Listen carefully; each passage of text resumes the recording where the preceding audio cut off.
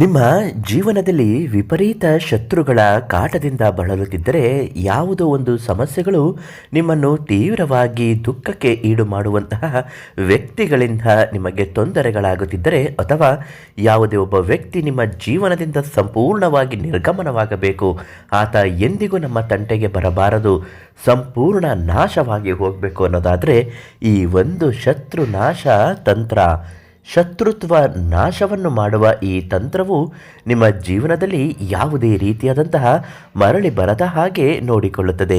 ಆ ತಂತ್ರ ಯಾವುದು, ಅದನ್ನು ಹೇಗೆ ಮಾಡಬೇಕು, ಇವತ್ತಿನ ಮಾಹಿತಿಯಲ್ಲಿ ತಿಳಿಸಿಕೊಡ್ತೀನಿ. ನಿಮ್ಮ ಬದುಕಿನಲ್ಲಿ ಇಂತಹ ಯಾವುದೇ ಏನೇ ಸಮಸ್ಯೆಗಳಿದ್ದರೂ ಶಾಶ್ವತ ಪರಿಹಾರಕ್ಕಾಗಿ ಪಂಡಿತ್ ಶ್ರೀ ಮಂಜುನಾಥ ಗುರುಗಳಿಗೆ ಒಂದೇ ಒಂದು ಕರೆ ಮಾಡಿ ಶಾಶ್ವತವಾಗಿ ಪರಿಹಾರವನ್ನು ಹೇಳುತ್ತಾರೆ.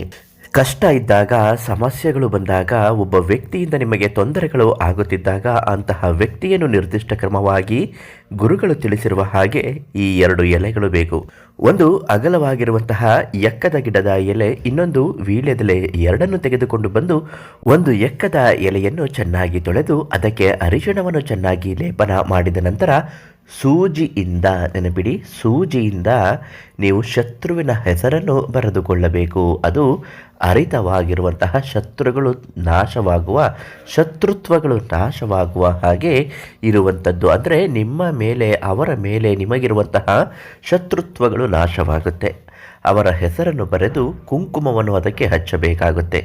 ಅದರ ಕೆಳಭಾಗದಲ್ಲಿ ಓಂ ರೀಂ ಕ್ಲೀಂ ಶತ್ರು ನಾಶನಂ ಹಠಂ ಹಠಂ ಕೊಠಂ ಸ್ವಾಹ ಅಂತ ಹೇಳಬೇಕು. ಶತ್ರು ನಾಶನಂ ಅಂದರೆ ಗೊತ್ತು, ಹಠಂ ಹಠಂ ಅನ್ನೋದಾದರೆ ನಿಮ್ಮ ಮೇಲಿರತಕ್ಕಂತಹ ಅವರಿಗೆ ಹಠವಾದಂತಹ ಶತ್ರುತ್ವಗಳು, ಕೊಠಂ ಅಂತಂದರೆ ನಿಮ್ಮಿಂದ ಅವರಿಗೇನಾದರೂ ಆಗಿರುವಂಥದ್ದು ಎಲ್ಲವೂ, ನೀವು ಕೊಟ್ಟಿರುವಂಥದ್ದು ಎಲ್ಲವೂ ನಾಶವಾಗಿ ಹೋಗಲಿ ಅನ್ನುವ ಕಾರಣಕ್ಕೆ ಈ ಮಂತ್ರವನ್ನು ಬರೆದುಕೊಂಡು ವೀಳ್ಯದೆಲೆಯನ್ನು ಅದರ ಮೇಲ್ಭಾಗದಲ್ಲಿ ಮುಚ್ಚಿ ಒಳಭಾಗದಲ್ಲಿ ಈ ಒಂದು ಶತ್ರು ನಾಶಕ ಬೇರು ಅಂತ ಕೊಡ್ತಾರೆ. ಇದು ಗುರುಗಳು ಮಂತ್ರಿಸಿರುವಂಥದ್ದು. ಈ ಶತ್ರು ನಾಶಕ ಬೇರು ಅದರೊಳಗಡೆ ಹಾಕಿ ಗಟ್ಟಿಯಾಗಿ ಹಳದಿ ದಾರದಿಂದ ಬಿಗಿಯಾಗಿ ಕಟ್ಟಿ ಅದನ್ನು ನಿಮ್ಮ ಶತ್ರುಗಳ ಮನೆ ಹತ್ತಿರ ಇರುವ ಯಾವುದಾದರೂ ಒಂದು ಜಾಗದಲ್ಲಿ ಅಥವಾ ಶತ್ರುಗಳು ಓಡಾಡುವ ಜಾಗದಲ್ಲಿ ಗುಳಿಯನ್ನು ತೆಗೆದು ಹೂಳಬೇಕು. ಈ ರೀತಿ ಹೂತು ಹಾಕಿದ ನಂತರ ಅವನು ಅದರ ಮೇಲೆ ನಡೆಯುವ ಹಾಗೆ ಮಾಡಿಕೊಂಡರೆ ಸಾಕು.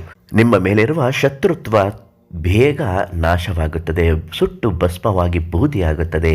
ಈ ರೀತಿ ಮಾಡುವಾಗ ಶತ್ರುತ್ವ ನಾಶ ಬೇರನ್ನು ನೀವು ಮಂಜುನಾಥ ಗುರುಗಳಿಂದ ಕೇಳಿ ಪಡೆದುಕೊಳ್ಳಿ. ಉಚಿತವಾಗಿ ಪರಿಹಾರವನ್ನು ಹೇಳುತ್ತಾರೆ ಮತ್ತು ಆ ಬೇರನ್ನು ನಿಮಗೆ ನೀಡುತ್ತಾರೆ. ಖಂಡಿತ ಒಳ್ಳೆಯದಾಗುತ್ತೆ.